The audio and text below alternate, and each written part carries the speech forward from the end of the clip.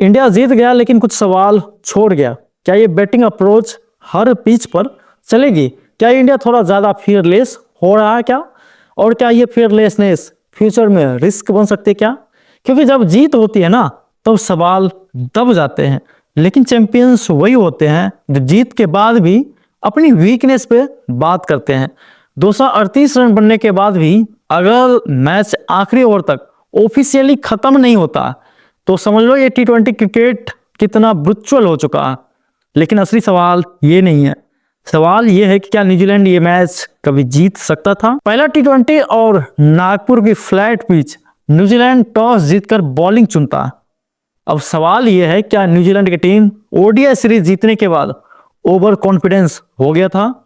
आप नीचे कमेंट करके बताओ, क्योंकि भारत जैसी बैटिंग डेप्थ के सामने पहले गेंदबाजी चुनना या तो बहुत बड़ा कॉन्फिडेंस है या फिर बहुत बड़ी ओवर कॉन्फिडेंस है। पावर प्ले अटैक या फिर कंक्लूजन, पावर प्ले में 68 रन आ गए थे, लेकिन ये अटैक था या सिर्फ इसलिए मारा गया क्योंकि पिच बिल्कुल फ्लैट थी।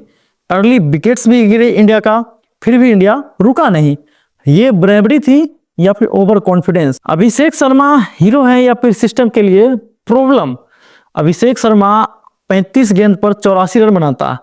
अब सवाल ये उठता है क्या ये फ्यूचर का परमानेंट सॉल्यूशन है या सिर्फ एक परफेक्ट डे पर ही परफॉर्मेंस आता है? 240 का स्ट्राइक रेट T20 में ड्रीम होता है हर खिलाड़ी का, लेकिन क्या हर मैच में इतना ही फ्रीडम मिलेगा क्या? और सबसे बड़ा क्वेश्चन, अगर अभिषेक फेल होता तो क्या हम यही अप्रोच डिफेंड करते? स्काई क्विट इनिंग्स या फिर मिस्ड एक्सक्लूजन? स्कोर कार्ड अगर देखोगे तो सूर्य कुमार यादव 22 गेंद पर 32 रन बनाते हैं। स्काई से और एक्सपेक्ट नहीं था क्या? क्या स्काई ने जानबूझकर स्लो खेला या फिर पिच और सिचुएशन ने उसे बांध दिया था? बट ग्राउंड रियलिटी ये है, स्काई का रोल अब फ्लैशी नहीं सिचुएशनल बनता जा रहा। हार्दिक पांड्या आजकल सेफ क्रिकेट खेल रहे हैं और वो भी T20 वर्ल्ड कप से पहले। स्कोर कार्ड अगर आप देखोगे तो 16 गेंद पर 25 रन है। भाई तुम इंडिया का फर्स्ट चॉइस ऑलराउंडर हो, अगर तुम ही इस तरह का सेफ क्रिकेट खेलोगे तो कैसे टीम इंडिया प्रेशर में वर्ल्ड कप ट्रॉफी जीतेगी? रिंकू सिंह को अब फिनिशर कहना बंद कर देना चाहिए, क्योंकि अब उसे आप सेफ्टी नेट बोल सकते हो।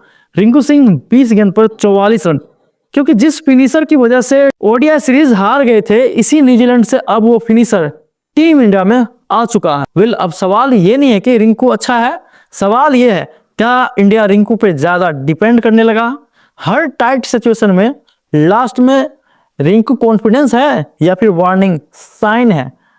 238 रन मैसिव स्कोर या फिर फ्लैट पिच सॉल्यूशन? क्योंकि 238 रन T20 में ह्यूज लगता है, लेकिन अगर सच पूछो तो ये बॉलिंग को डोमिनेट करना था या फिर पिच का फायदा उठाना था? अगर यही बैटिंग किसी टफ सरफेस होती तो क्या स्कोर यही रहती? न्यूजीलैंड के बैटिंग बिहाफ से अगर देखोगे तो बहुत सारा क्वेश्चन मार्क आपको देखने को मिलेगा। कॉनवे 0 पे आउट हो जाता है, रचिन 1 रन बना के चला गया। अब सवाल यह है कि प्रेशर इतना था क्या? ये प्लानिंग ही गलत थी न्यूजीलैंड का। इंडिया के बॉलिंग के सामने पावर प्ले का मिस यूज किया और T20 में मैच लूजिंग होता है। पावर प्ले का मिस यूज करना और यही न्यूजीलैंड पिछड़ गया। ग्लेन फिलिप्स को आप क्या बोलोगे, हीरो या अकेले वॉरियर है, वो भी न्यूजीलैंड का? फिलिप्स ने 78 रन बना दिए, लेकिन अब सवाल ये है क्या उसके आसपास किसी ने रिस्पॉन्सिबिलिटी ली? थोड़े बहुत चैपमैन ने साथ दिया या फिर सब ये सोच रहे थे कि फिलिप्स मार रहा है, हम सरवाइव कर लेते हैं? T20 में सरवाइव करना नहीं होता है, सपोर्ट करना पड़ता है। इंडिया के बॉलर्स के अंदर कल के मैच में स्किल था या फिर सिचुएशन का फायदा उठाया? इंडिया की बॉलिंग फ्लैशी नहीं थी, पर क्वेश्चंस हैं। क्या इंडिया ने विकेट्स ली या फिर न्यूजीलैंड के बल्लेबाजों ने गलतियां की? क्योंकि वरुण चक्रवर्ती को जिस तरह से चैपमैन और फिलिप्स लंबे लंबे छक्के लगा रहे थे, देखकर लग रहा था कि अब शायद मैच फिनिश कर देगा, बट किस्मत यहां फिलिप्स और चैपमैन का साथ नहीं दिया और आउट हो गया।